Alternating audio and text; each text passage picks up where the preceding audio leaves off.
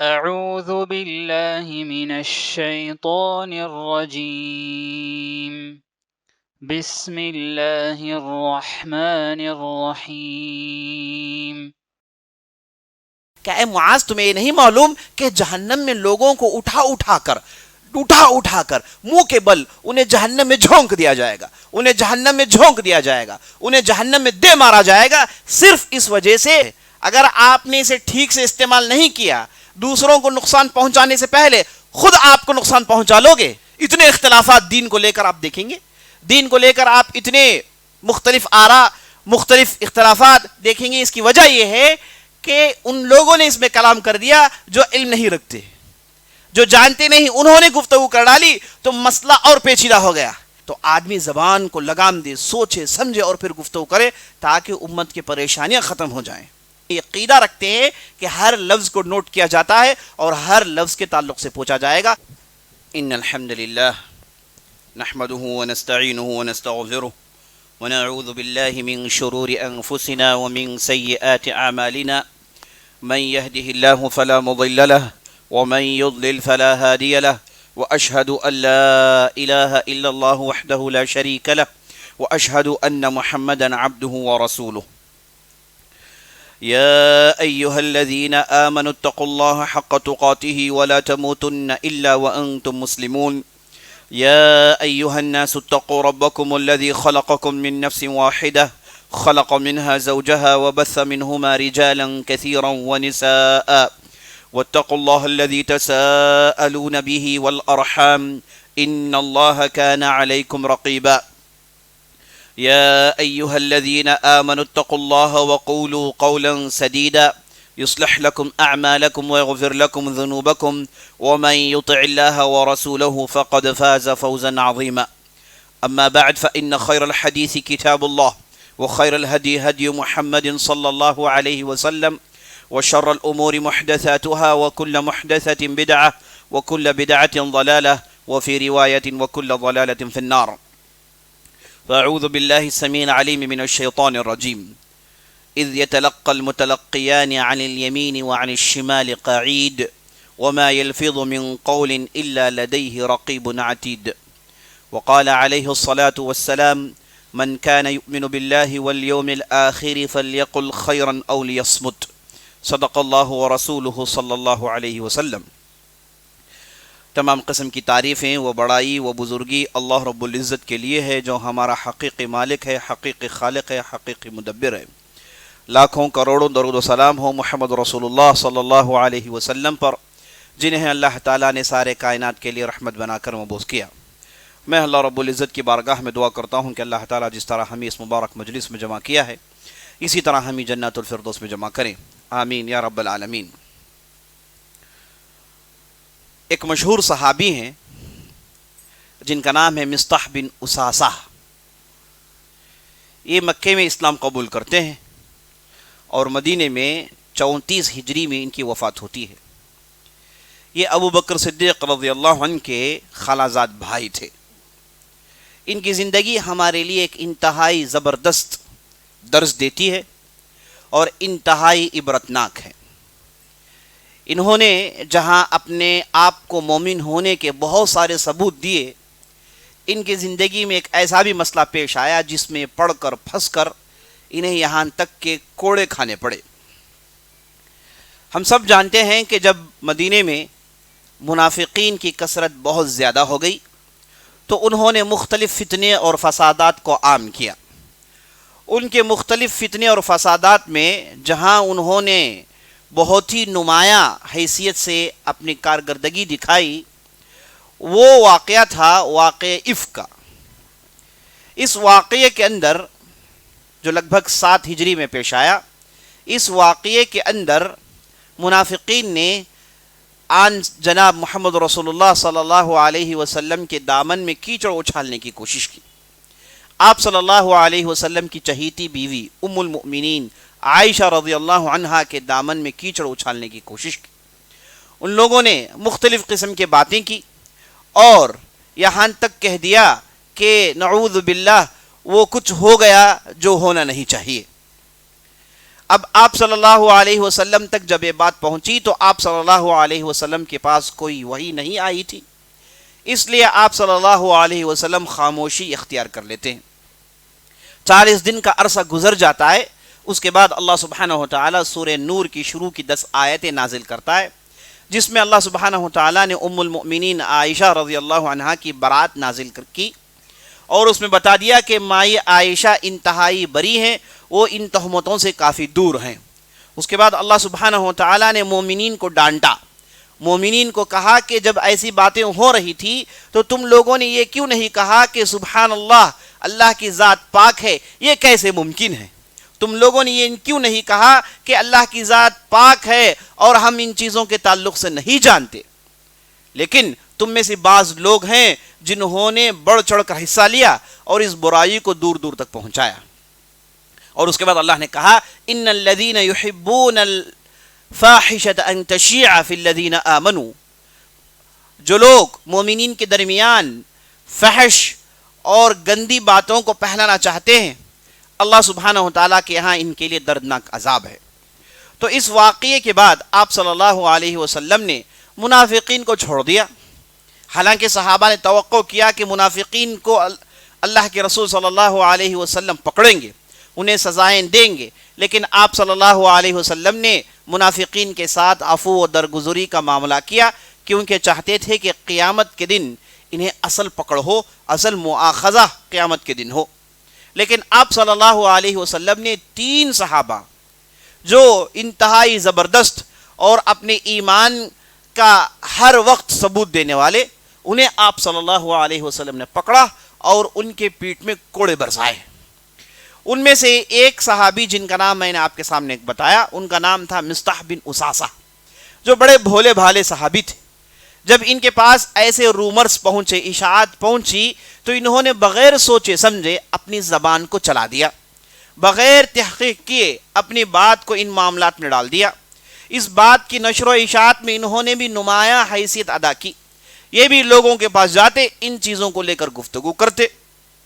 جب ابوبکر صدیق رضی اللہ عنہ کے معاملہ معلوم ہوا تو ابوبکر صدیق نے کہا کہ میں آج کے بعد مصطح پر جو میں صدقہ کرتا ہوں روک دوں گا، کیونکہ انہیں کافی غصہ آ جاتا ہے۔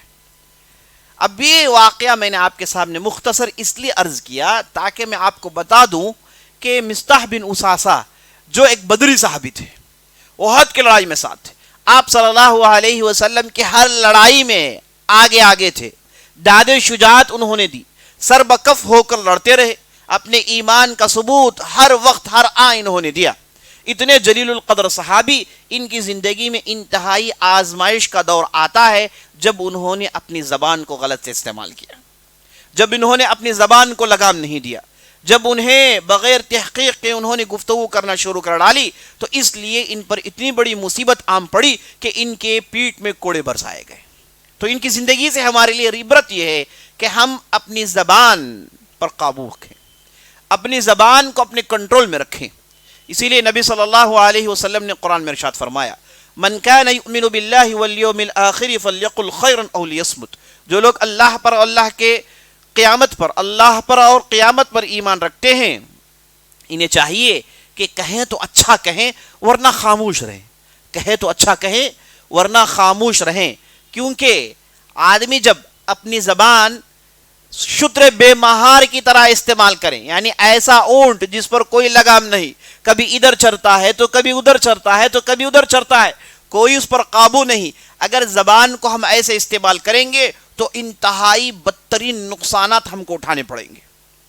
اسی لیے آپ صلی اللہ علیہ وسلم نے معاذ بن جبل کو ایک انتہائی زبردست نصیحت کی، بہت ساری باتیں بتائی، اور اس کے بعد آپ صلی اللہ علیہ وسلم نے کہا کہ الا اخبرک بملاک ذلک کلہ، آپ صلی اللہ علیہ وسلم نے کہا کہ میں نے تمہیں تہجد کے بارے میں بتایا، میں نے تمہیں روزے کے بارے میں بتایا، قرآن کے بارے میں بتایا، ہر اچھائی کے بارے میں بتایا، کیا میں ان تمام چیزوں کا نچوڑ تمہیں بتا دوں؟ آپ صلی اللہ علیہ وسلم معاذ بن جبل سے سوال کر رہے ہیں کہ اے معاذ، کیا میں تمہیں ان تمام چیزوں کی نٹشل نہیں بتا دوں، نچوڑ نہیں بتا دوں؟ تو معاذ بن جبل نے کہا ہاں یا رسول اللہ، ضرور بتائیے۔ تو نبی صلی اللہ علیہ وسلم نے اپنے ہاتھوں سے جیب کی طرف اشارہ کیا، کہا کہ کف علیک ھذا، کہا کہ اے معاذ، اسے اپنے قابو میں رکھنا، اسے اپنے قابو میں رکھنا، اسے جیسے من دھڑ جیسے مرضی آئے ویسے اسے استعمال نہیں کرنا۔ تو اتنے میں معاذ بن جبل نے کہا یا رسول اللہ انا لمؤاخذون بما نتکلم بہ، اے اللہ کے رسول کیا ہم جو بولتے ہیں اس پر بھی پکڑ ہے؟ اے اللہ کے رسول کیا جو ہم جو زبان سے ادا کرتے ہیں کیا اس میں بھی مؤاخذہ ہے؟ اس کے تعلق سے بھی اللہ کل کے دن پوچھے گا۔ وہ یہ سمجھ رہے تھے کہ آدمی جہنم میں جائے گا تو اپنے اعمال کی وجہ سے جائے گا، نعوذ باللہ اس نے کوئی زنا کر دیا، نعوذ باللہ اس نے کوئی سود کھا لیا، نعوذ باللہ اس نے کسی کو دھوکہ دے دیا۔ وہ یہ سمجھتے تھے کہ لوگ اپنے اعمال یعنی جسمانی اعمال کے ذریعے سے ہی جہنم میں جائیں گے، لیکن زبان کی کرتوتوں کی وجہ سے کچھ ان پر ہونے والا نہیں ہے، یہ وہ سمجھ رہے تھے۔ تو اس لیے بڑے تعجب سے پوچھتے ہیں یا رسول اللہ انا لمؤاخذون بما نتکلم بہ، اے اللہ کے رسول ہم جو کہتے ہیں اس پر بھی پکڑ ہوگی؟ اے اللہ کے رسول ہم جو بولتے ہیں کیا اس پر بھی مؤاخذہ ہوگا؟ تو نبی صلی اللہ علیہ وسلم نے وہ جملہ کہا جو عام طور پر تعجب میں پڑھنے کے بعد کہتے ہیں، کہا ثقلتک امک یا معاذ، کہا کہ اے معاذ تیری ماں تجھے نہ پائیں۔ اگرچہ کہ ظاہری طور پر بددعا نظر آتی ہے، یہ بددعا نہیں، عربوں کا سٹائل ہے جب کسی بھی چیز کے تعجب میں پڑ جاتے ہیں تو یہ جملہ ادا کرتے ہیں۔ تو نبی صلی اللہ علیہ وسلم نے کہا کہ ثقلتک امک یا معاذ، اے معاذ تیری ماں تجھے نہ پائیں، کیا تجھے نہیں معلوم هل يكب الناس في النار الا حصائد السنتهم، کہا کہ اے معاذ تمہیں یہ نہیں معلوم کہ جہنم میں لوگوں کو اٹھا اٹھا کر منہ کے بل انہیں جہنم میں جھونک دیا جائے گا، انہیں جہنم میں جھونک دیا جائے گا، انہیں جہنم میں دے مارا جائے گا، صرف اس وجہ سے کہ انہوں نے اپنی زبان سے جو زمین میں کمایا ہے اس کے بدلے۔ تو نبی صلی اللہ علیہ وسلم نے یہاں پر ایک بہترین لفظ استعمال کیا، کہا کہ حصائد السنتہم، حسد یحسد کا یہ لفظ عربی زبان میں استعمال ہوتا ہے کاشتکاری کرنے کے لیے۔ جب فصل اگ جائے تو لوگ جاتے ہیں اسے کاٹتے ہیں، اور ایک کاٹنے کے بعد اسے یہی دھان بنتا ہے، یہی چیزوں کو لے کر جاتے ہیں، ان کاٹنے کے لیے کہتے ہیں حسد یحسد۔ تو نبی صلی اللہ علیہ وسلم نے کہا کہ تم نے دنیا میں جو بھی کمایا ہے زبان کے ذریعے سے اسی پر تو فیصلہ ہوگا، یہی چیز ہے جس پر فیصلہ ہونے والا ہے۔ تو معاذ بن جبل بڑے تعجب میں پڑ جاتے ہیں۔ تو اس حدیث سے بات معلوم ہوئی کہ مصیبتیں کھڑی ہوتی ہیں زبان کی وجہ سے، اختلافات شروع ہوتے ہیں زبان کی وجہ سے، جتنے بھی پریشانیاں ہیں زبان کی وجہ سے۔ آدمی غصے میں آ جاتا ہے اور زبان کو استعمال کرتا ہے، اسے خود نہیں معلوم ہوتا ہے کہ وہ کیا کہہ رہا ہے۔ اور شیطان جب آدمی غضب میں ہو جائے، غصے میں آ جائے، تو شیطان اس کی زبان کی رکاوٹوں کو نکال دیتا ہے، اس کے بعد جیسے چاہے استعمال کرتا ہے، اور اس کے بعد ندامت کرتا ہے، اس کے بعد پچھتاتا ہے۔ لیکن یاد رکھ لیں زبان سے نکلنے والی باتیں تیروں کی طرح ہیں، تیر نشتر سے نکلنے کے بعد واپس نہیں آتے، تیر کمان سے نکلنے کے بعد واپس نہیں آتے۔ تو زبان سے آپ نے جو چوٹ پہنچا دی تو پہنچا دی۔ اسی لیے ایک شاعر نے بہترین انداز سے کہا جرحات الطعان لها التئام ولا التام ما جرح اللسان۔ شاعر نے کہا کہ جو آدمی نیزے کے ذریعے سے، تلوار کے ذریعے سے، چاقو کے ذریعے سے، خنجر کے ذریعے سے جو اپنے دشمن کو نقصان پہنچاتا ہے، کبھی ادھر چھباتا ہے کبھی ادھر چھباتا ہے، کہتا ہے شاعر یہ ہے کہ یہ زخم تو سوکھ جائیں گے لیکن زبان سے دیے ہوئے زخم بہت دیر سے سوکھتے ہیں۔ تو بڑی پتے کی بات اس نے بتائی۔ تو زبان کا استعمال انتہائی خطرناک چیز ہے، اسی لیے بعض اہل علم نے کہا کہ زبان تلوار کے مانند ہے، یہ زبان تلوار کے مانند ہے، اگر آپ نے اسے ٹھیک سے استعمال نہیں کیا، دوسروں کو نقصان پہنچانے سے پہلے خود آپ کو نقصان پہنچا لو گے۔ وہی تو صحیح بات ہے، تلوار آدمی رکھتا ہے، اگر وہ ٹھیک سے استعمال نہیں کرنا جانتا تو خود اپنے آپ کو کاٹ لے گا، خود اپنے آپ کو نقصان پہنچائے گا۔ تو زبان کی بالکل یہی مثال ہے کہ آدمی اسے صحیح ڈھنگ سے استعمال نہ کرے خود اپنے آپ کو نقصان پہنچائے گا۔ اور زبان ہے آدمی کا ایڈریس، جیسے کہ اہل علم نے کہا اللسان عنوان الرجل، یہ جو زبان ہے آدمی کا یہی ایڈریس ہے، یہی پتہ ہے۔ جیسے آپ پتہ لے کر آدمی کے پاس پہنچتے ہیں تو زبان کے ذریعے سے آدمی کو جانتے ہیں، زبان کے ذریعے سے یہ جان لیتے ہیں کہ آدمی کے دل میں کیا ہے۔ اسی لیے زبان کو کنٹرول کرنے کے لیے آپ دیکھیں گے شریعت نے کیا کچھ نہیں کہا۔ شریعت نے سب سے پہلے کہا کہ زبان کو آپ کم استعمال کریں اور ذکر و اذکار میں زیادہ استعمال کریں۔ کبھی کہا گیا کہ آپ اللہ اکبر 33 مرتبہ کہیے، کبھی کہا گیا کہ آپ سبحان اللہ 33 مرتبہ کہیے، کبھی کہا گیا کہ آپ لا الہ الا اللہ وحدہ لا شریک لہ لہ الملک ولہ الحمد وہو علی کل شیء قدیر، یہ 100 مرتبہ پڑھیں۔ ذکر و اذکار ایک نہیں دو نہیں کئی سکھائے گئے اور انہیں کئی مرتبہ پڑھنا ہے۔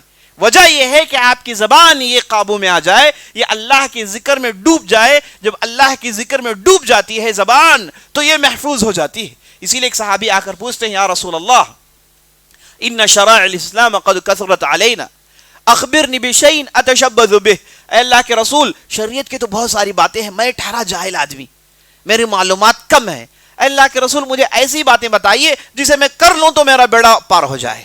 تو نبی صلی اللہ علیہ وسلم نے کہا کہ لا یزال لسانک رطبا بذکر اللہ، یہ جو زبان ہے اسے اللہ کے ذکر میں بھگو کر رکھی ہو، اللہ کے ذکر میں اسے بھگو کر رکھیے تاکہ یہ اس سے غلطی نہ ہو جائے۔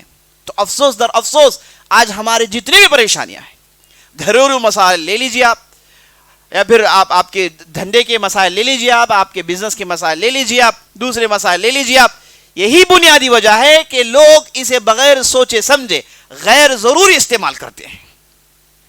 زبانوں کی مصیبت میں سب سے بڑی مصیبت یہ ہے کہ اسے غیر ضروری استعمال نہ کریں۔ اسی لیے نبی صلی اللہ علیہ وسلم نے مشہور حدیث میں ارشاد فرمایا من حسن الاسلام المرء ترکہ ما لا یعنی، بہترین مسلمان وہ ہے جو ان چیزوں میں زبان نہیں لڑاتا جسے اس کا کوئی تعلق نہیں، غیر ضروری معاملات میں اپنی زبان نہیں ڈالتا، خاموش رہتا ہے۔ ہر چیز میں گفتگو کرنا ضروری نہیں، ہر چیز میں معلومات رکھنا ضروری نہیں۔ دنیا میں کوئی ایسا آدمی نہیں کہ جو ہر چیز جانتا ہے، ایسا ہوتا نہیں۔ کوئی نہ کوئی چیز ایسی ہوتی ہے جسے ہم نہیں جانتے، لیکن ہمارے معاشرے میں ہوتا یہ کہ آپ 4 لوگ جمع ہو جائیں تو اب شروع ہو جاتے، جو بھی من میں آیا جو بھی ذہن میں آیا سمجھتے ہیں کہ ہم سب جانتے ہیں، ساری دنیا کا تجربہ ہمارے پاس ہے۔ اب اس کے بعد دیکھیں کتنی باتیں جھوٹی نکل جاتی ہیں۔ آپ صلی اللہ علیہ وسلم کی مشہور دعا ہے اللہم انی اسألک لسانا صادقا، اے اللہ میں تجھ سے ایسی زبان مانگتا ہوں جو صرف سچ بولتی ہے، سچی زبان کا مطالبہ کرتا ہوں۔ یہ زبان یہ سچی بولنے والی ہونی چاہیے، ورنہ مصیبت ہے کہ آپ کو نہیں معلوم اللہ نے قرآن میں کیا کہا۔ اللہ نے قرآن میں کہا اذ یتلقى المتلقیان عن الیمین وعن الشمال قعید ما یلفظ من قول الا لدیہ رقیب عتید۔ ہوتا یہ ہے کہ دائیں بائیں اللہ کے فرشتے ہوتے ہیں، دائیں بائیں اللہ کے فرشتے ہوتے ہیں ان کے انسان کے ساتھ، یہ دونوں آپس میں ملتے رہتے ہیں اور بیٹھ کر دیکھتے رہتے ہیں کہ انسان کیا بول رہا ہے۔ وما يلفظ من قول الا لديه رقيب عتيد، زبان سے کوئی بھی لفظ نکل جائے تو ہر لفظ کو نوٹ کرنے والے موجود ہیں، ہر لفظ کو نوٹ کرنے والے موجود ہیں۔ تو جو بھی آپ کی زبان سے نکلتی ہے بات، یہ مت سمجھے کہ بات آپ اکیلے ہیں، یہ مت سمجھے کہ بات آپ فون میں گفتگو کر رہے ہیں، یہ مت سمجھے کہ آپ کی بات کوئی نہیں سن رہا ہے۔ اللہ کہتا ہے کہ آپ کے یہاں دو فرشتے مقرر ہیں جو آپ کے ہر لفظ کو نوٹ کرتے ہیں، ہر لفظ کو نوٹ کرتے ہیں، اور یہ اعمال نامے کے اکاؤنٹ میں چڑھتے جائیں گے۔ اور قیامت کے دن جب یہ اعمال نامے دیے جائیں گے تو اس میں آپ دیکھیں گے کہ کیا میں نے ان چیزوں کو کہا ہے، کیا یہ چیزیں میرے زبان سے نکل آئی ہیں، کیا میں نے اسے کہا ہے۔ پچھتائیں گے، لیکن اس وقت پچھتانے کا کوئی فائدہ نہیں۔ تو اس لیے آدمی زبان کو الفاظ کو تول کر کہیں۔ اس لیے عربی مشہور مقولہ ہے العاقل لسانہ مدفون تحت عقلہ، عقل مند آدمی وہ ہے جو یہ جانتا ہے کہ اس کے عقل کے نیچے اس کی زبان دفن ہے، اس کے عقل کے نیچے اس کی زبان دفن ہے۔ معنی یہ کہ سوچتا ہے اور پھر بولتا ہے، سوچتا ہے سمجھتا ہے اور پھر بولتا ہے۔ اب ہمارا معاملہ یہ ہے کہ پہلے بول دیتے ہیں اور اس کے بعد سوچتے ہیں، پہلے بول دیتے ہیں اور اس کے بعد سمجھنے کی کوشش کرتے ہیں، تو ڈھیر سارے مشاکل جھیلنے کو ملتا ہے، ڈھیر سارے پریشانیاں جھیلنے کو ملتا ہے۔ تو اس لیے تو زبان کی مصیبت میں سب سے بڑی مصیبت یہ ہے کہ بغیر علم کے گفتگو کرنا۔ اتنے اختلافات دین کو لے کر آپ دیکھیں گے، دین کو لے کر آپ اتنے مختلف آراء مختلف اختلافات دیکھیں گے۔ اس کی وجہ یہ ہے کہ ان لوگوں نے اس میں کلام کر دیا جو علم نہیں رکھتے، جو جانتے نہیں، انہوں نے گفتگو کر ڈالی تو مسئلہ اور پیچیدہ ہو گیا۔ اگر صرف جاننے والے گفتگو کرتے تو مسائل اتنے پیچیدہ نہیں ہوتے۔ اور ہم یہ بھی جان لینا چاہیے کہ یہ زبان ہے جو غیبت کرتی ہے، نعوذ باللہ، جس کی مثال ایک مومن بھائی مردہ ہے جس کی گوشت کھانے کے برابر ہے. نعوذ باللہ انتہائی بدترین فعل ہے, اسی کو غیبت کہتے ہیں. اور غیبت جیسی شنیع فعل کرنے والا یہ جسم میں ایک ہی عضو ہے, وہ ہے زبان. اور چغل خوری یہ بھی زبانی کرتی ہے. اسی لیے ترمذی کی بہت ہی زبردست حدیث ہے جس میں آپ صلی اللہ علیہ وسلم نے ارشاد فرمایا, جب آدم کا لونڈا, آدم کا بندہ وہ صبح پاتا ہے تو جسم کے سارے اعضاء, پارٹس آف دا باڈی, سارے جسم کے وہ سب مل کے زبان سے کہتے ہیں کہ اے زبان تم قابو میں رہو, تم ٹھیک سے کام کرو, اگر تم درست ہو جاؤ تو ہم سب درست ہو جائیں گے. اذا استقمت استقمنا, اگر تم ٹھیک سے استقامت کے ساتھ رہو گے تو ہم سب استقامت کے ساتھ رہیں گے. وَإِذَا اعْوَجَجْتَ يَعْوَجَجْنَا, اگر آپ کے اندر ٹیڑھی آ جائے تو ہم سب ٹیڑھے ہو جائیں گے, ہم سب ٹیڑھے ہو جائیں گے. تو زبان ہی آدمی کو سیدھا چلاتی ہے اور زبان ہی آدمی کو ٹیڑھا چلاتی ہے. اور اسی تعلق سے زبان کی مصیبتوں میں سب سے بڑی مصیبت یہ بھی ہے کہ آدمی حد سے زیادہ مذاق, حد سے زیادہ ٹھٹا, حد سے زیادہ لیجر ٹائم استعمال کریں. یہ زبان سے مذاق, ہر بات مذاق سے شروع ہوتی ہے, لیکن معاملہ کہاں تک پہنچ جاتا ہے؟ جھگڑوں تک پہنچ جاتا ہے. مذاقی سے بات شروع ہوتی ہے, دل میں کدورت پیدا ہو جاتی ہے. زبانی سے بات شروع ہوتی ہے, خاندان پھوٹ جاتے ہیں. زبانی سے مذاقی سے باتیں شروع ہوتی ہے, اس کے بعد ہمیشہ کے لیے دشمن بن جاتا ہے جو ہمیشہ کا دوست رہا. اس لیے کثرت مزح, اہل علم نے لکھا ہے باقاعدہ, کہا ہے کہ حد سے زیادہ مذاق اڑانا یہ بھی مسئلہ ہے. تو آدمی سوچ سمجھ کر اپنی زبان کو, مذاق میں کیا کچھ نہیں بول دیتے, مذاق میں کیا کچھ نہیں نکل جاتا. مذاقی تھا لیکن آپ نے دل کو خراب کر دیا نا, مذاقی تھا لیکن آپ نے دل کو تو ٹھیس پہنچا دیا نا. مذاقی میں آپ نے اس کے عیب کو تو بتا دیا, مذاقی میں آپ نے اس کے خاندان کے عیب کو بتا دیا, یہ تو مذاقی تھا. بعض لوگ مذاقی کہتے ہیں لیکن سب کچھ کہہ جاتے ہیں. یاد رکھ لیں یہ سب زبان کی مصیبتیں ہیں. آدمی کو اپنی زبان میں قابو رکھنا چاہیے, سوچ سمجھ کر گفتگو کریں اور جان بوجھ کر ایسے بات, ایسے الفاظ زبان میں نہ لائیں. اور یہ بھی جان لیجئے کہ زبان کسی بھی چیز کی عادت اسے پڑ جاتی ہے تو وہ عادت نہیں چھوڑتی آسانی سے. زبان یہ عادت سے مجبور ہے. اسی لیے شریعت میں ہمیں اچھی باتیں کہنے کا, ذکر کرنے کا, قرآن پڑھنے کا حکم ہوا تاکہ آپ کی زبان کو اس کی عادت پڑ جائے.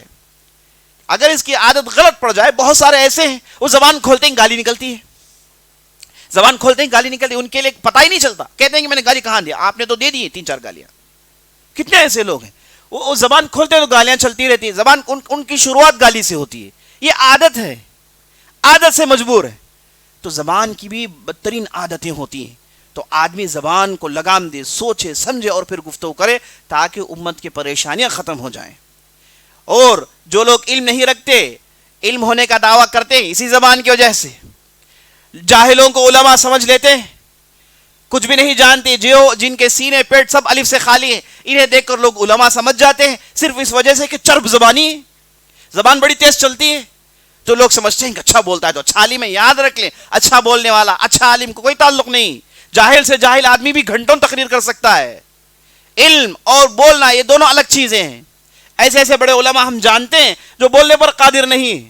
تو بتانے کا مقصد یہ ہے کہ آپ بولنے والے, زبان چلانے والے, انہیں آپ ماہر, انہیں آپ عالم, انہیں آپ سب کچھ جاننے والے سمجھنا ختم کرنے کا وقت آ گیا ہے. اسی لیے آپ صلی اللہ علیہ وسلم نے کہا کہ جہنم میں وہ بھی لوگ رہیں گے جو بہترین تقریریں کرتے تھے, کیونکہ وہ اپنی تقریروں کے ذریعے سے لوگوں کو لبھا لیتے تھے, لیکن اپنی تقریر میں سچی بات, اللہ اور اللہ کے رسول کی بات پیش کرنا وہ چاہتے نہیں تھے, اور اپنی تقریر سے لوگوں کو قریب کرنا چاہتے تھے, اپنی تقریر سے اللہ کے دین کے بول کو بالا کرنا نہیں چاہتے تھے. اس لیے جہنم میں بڑی تعداد میں پائے جائیں گے. تو ایسی بہت باتیں ہیں زبان کو لے کر. تو آج کے خطبے میں آپ کے لیے نصیحت, سب کے لیے نصیحت, کہنے والے سننے والے سب کے لیے نصیحت یہ ہے کہ زبان کو ٹھیک سے استعمال کریں. ہر جگہ بولنے کی ضرورت نہیں, ہر آدمی کے بارے میں انفارمیشن پاس کرنے کی ضرورت نہیں, اور ہر چیز میں زبان لڑانے کی ضرورت نہیں. سوچیں کہ بھائی یہاں بولنا ضروری ہے یا نہیں, اگر ضروری نہیں ہے تو خاموش رہیں. اسی لیے کہا گیا کہ اذا كان السكوت من فضة وكان الكلام من ذهب, اذا كان الكلام من فضة وكان السكوت من ذهب. اگر گفتگو کرنا چاندی ہے تو خاموش رہنا سونا ہے, اگر گفتگو کرنا چاندی ہے تو خاموش رہنا سونا ہے، تو خاموش رہی.